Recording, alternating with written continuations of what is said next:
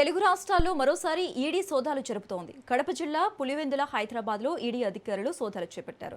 MP YS Avinash Reddy నివాసంలో ఉదయం నుంచి ఈడీ అధికారులు తనిఖీలు నిర్వహిస్తున్నారు. 2 వాహనాల్లో వచ్చిన 5 ఈడీ అధికారులు, 3 పోలీసు అధికారులు ఏకకాలంలో సోదాలు చేపట్టారు.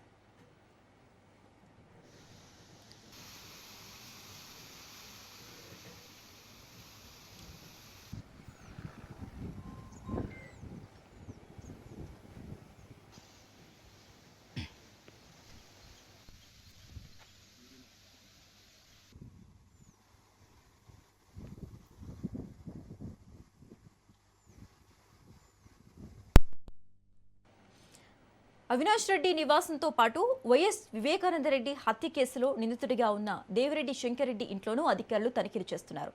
మరోవైపు సునీల్ యాదవ్ నివాసంలోనూ సోదాలు కొనసాగుతున్నాయి.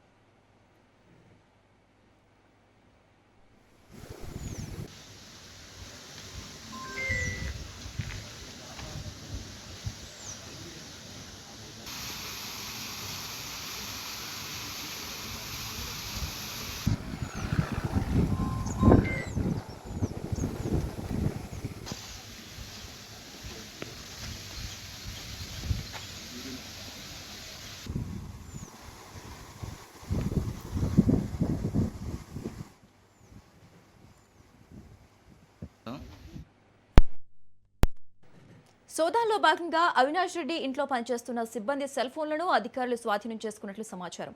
కీలక పత్రాలు, ఆర్థిక లావాదేవీలకు సంబంధించిన వివరాలపై అధికారులు ఆరా తీస్తున్నట్లు తెలుస్తోంది.